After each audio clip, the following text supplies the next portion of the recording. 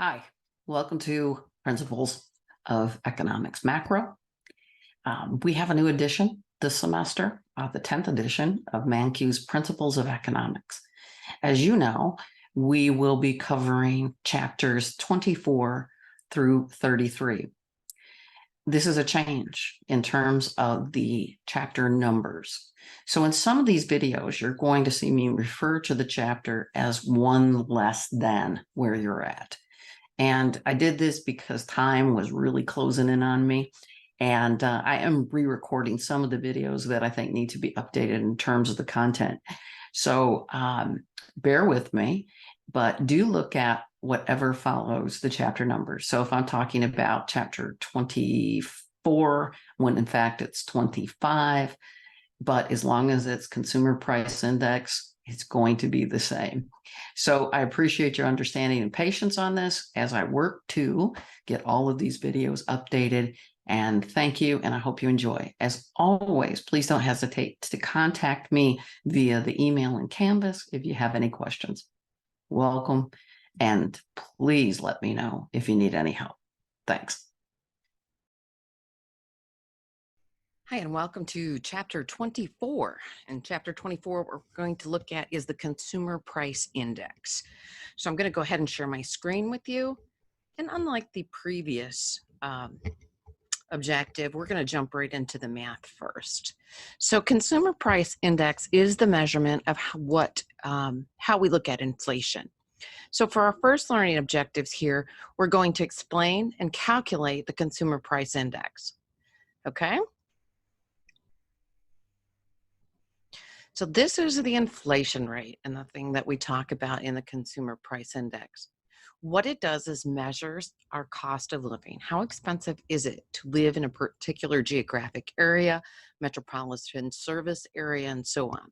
So let me go ahead and open this hyperlink to the Consumer Price Index so we can look at some real data. And let's see, here we go. Okay, so this is the Consumer Price Index that is conducted by the Bureau of Labor Statistics. We'll talk about how we calculate it later on. Here is our 12-month.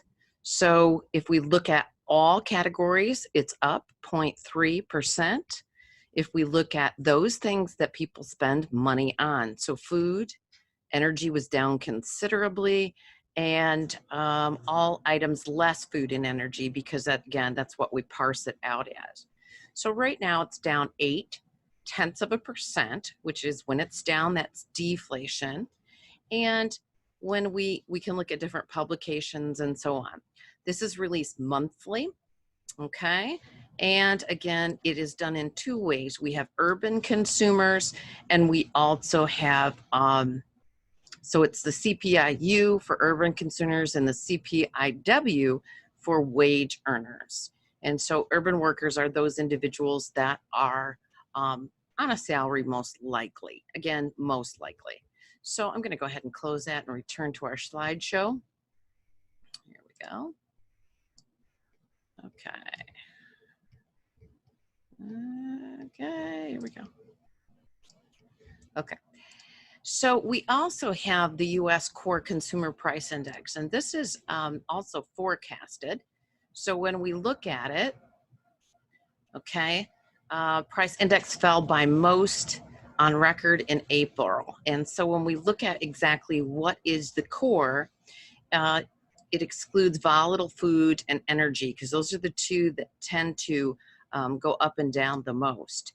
So again, just kind of ways that we can get to those things that we are looking at. Okay. So also you'll hear the Consumer Price Index mentioned in terms of COLAs, and these are cost of living adjustments built into many contracts. I often tell students, if you're going to enter into a contract which is greater than a year, you're not really sure how prices are going to change during that year. So many times if you're making a quote, and let's say you quote this project at $20,000 and that's what it's going to cost you and you're billing the consumer. But during that year, let's say that inflation has went up 3%. Well, if you don't build a COLA into the contract, then that 3% comes at your profitability. So something you just want to think of when you have extended year contracts. Okay, I'm going to go ahead and erase Smink. This is the Social Security cost of living adjustment. And so just a minute and it'll come up. Okay, so here's what you need to know. Again, when we look at it, what does it mean when you have a COLA? It means that you're going to be adjusted. So let's see, the Bureau of Labor Statistics reported September's inflationary data allowing for the concrete announcement of the COLA rising by 1.6%. I'm a contract worker, and so many times we build COLAs into our contractual things that we are doing. It just kind of makes good sense to do that. Okay, how the Consumer Price Index is calculated. We have some steps. The first thing is we're going to fix the basket. What this means is there are several items included in the Consumer Price Index that the Bureau of Labor Statistics calculates. Imagine a shopping list, and that's essentially what fixing the basket is. The Bureau of Labor Statistics goes all over the country to metropolitan service areas and then measures what the prices of those kinds of things are. The second part is we're going to find the prices. We're going to compute the basket's cost, which is just really taking the price times the quantity. Okay, so kind of similar to what we did in GDP. And then we're going to choose a base year. And if you're already thinking base year probably is going to be the first year you're given, you're right, unless otherwise stated. And then we're going to compute the index. And the index is going to be in basis points, not percentages. So hopefully you remember and are used to working with that because we did it in the Consumer Price Index. Then if we want to calculate an inflation rate, we are then going to use the percent change formula from mathematics. So here's an example. So in our basket, step 1, fixing the basket, we have 4 pizzas and 10 lattes. Okay, so that's our shopping list. We have 3 years of data, 2007, 8, and 9. So we're going to find the prices, and here they are. So I know that my quantity of pizza is going to be 4. I'm just going to write it there. My quantity of lattes are going to be 10. And so what I want to do then is to compute the basket's cost. So I figured out the quantities, I found the prices, third step, figuring out the basket's cost. So 10 times 4 is going to be 40, plus 2 times 10 is 20. So the basket's cost in year 2007 is $60. I'm going to do the same thing for 2008. 11 times 4 is 44. 250 times 10 is 25. And I have $69. 2012, 12 times 4 is 48.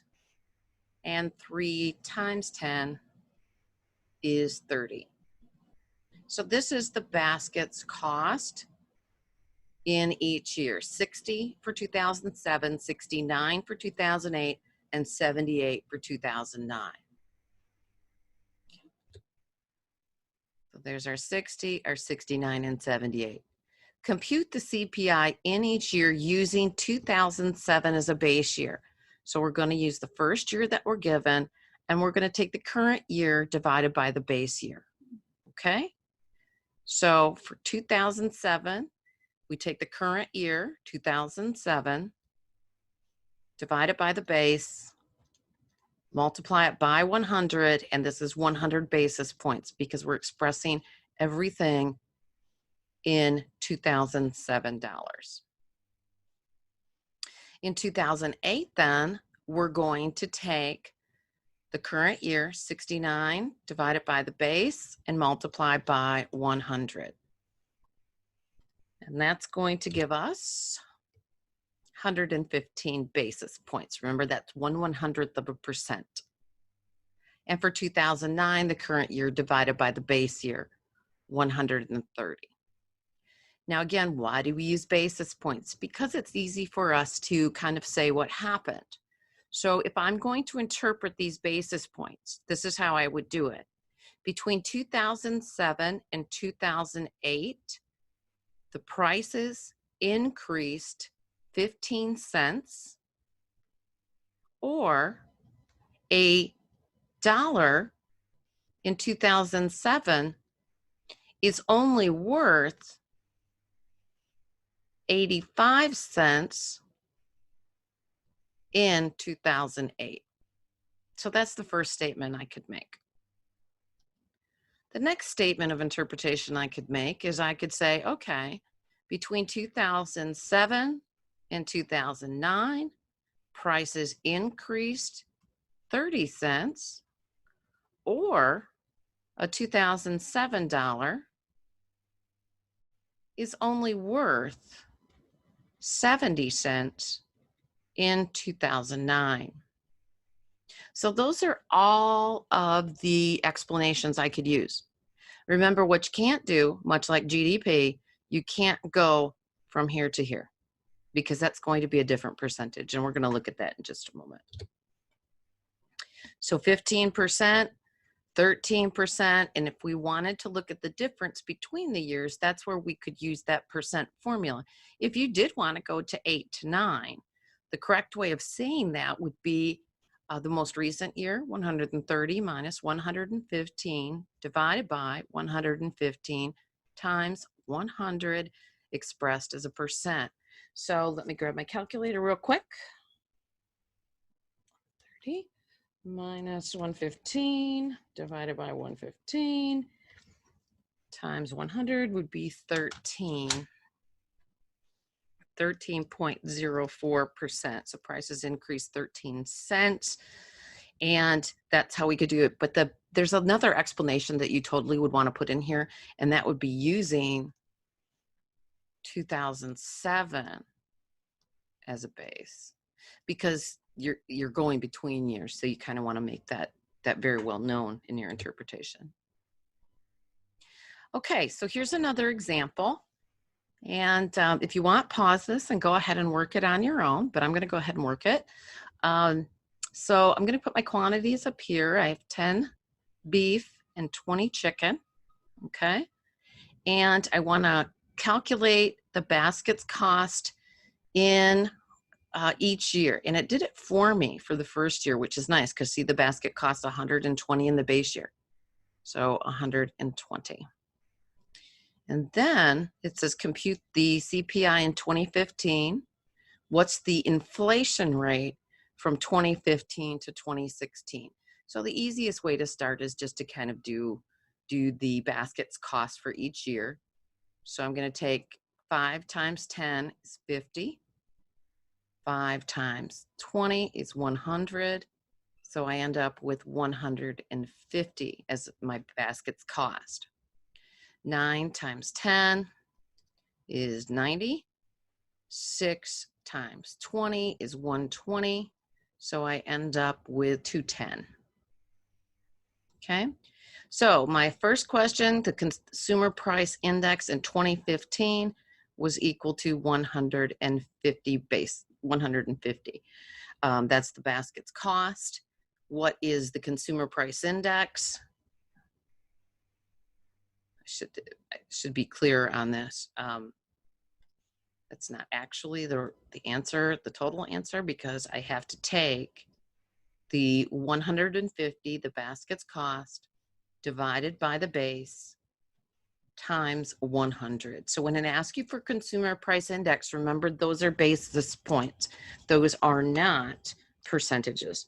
So let's go ahead and do that. 150 divided by 120 times 100. So how about 125 basis points?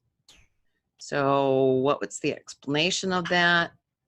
Is that between 2014 to 2015, prices increased 25 cents, or $1 in 2014 was only worth 75 cents in 2015. Okay. All right, let's look at the next one. What was the inflation rate from 2015 to 2016? Because I kind of already prepared my stuff, I just have to pull out some information. So the first thing I want to do is compute the consumer price index in 2016. So that was 210. And I'm going to divide that by the base because I need to get the consumer price index, right? And 210 divided by 120 times 100. 100 is going to be 210 divided by 120 is 175. So 175 basis points. So I want the rate now. Anytime you see the word rate, you're going to express it as a percentage.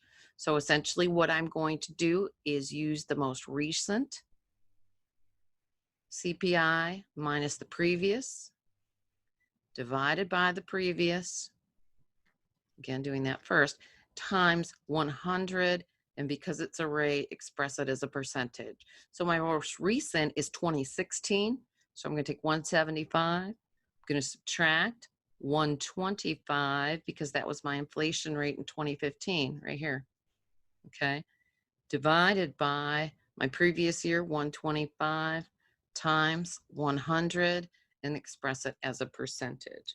So I get 50 divided by, 125, how about 40%? So the inflation rate from 2015 to 2016 was 40%. To interpret that, I would say, what does that mean? It means that between 2016, prices increased 40 cents, or the value of $1 decreased to 60 cents. Okay, hopefully that makes sense to you. And let's just double check. Yep, we got that one right. And we got that one right. Okay, that's the end of this learning objective. What we're going to do in the rest of them is to talk a little bit more about how we construct the consumer price index and some problems that we have in the consumer price index. For example, one of the things I want to show you, just real quick, I'm going to allude to it now, but we're going to talk about it more in the next objective, is, let me go back into my slides for just a moment because I want to show this to you, is look at what happened in our example that you kind of worked on your own, is that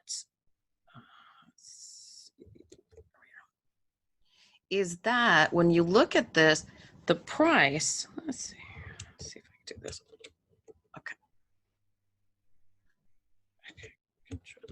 Okay, is that the price of beef went from $4 to $9, more than doubled, but the price of chicken didn't go up quite as much.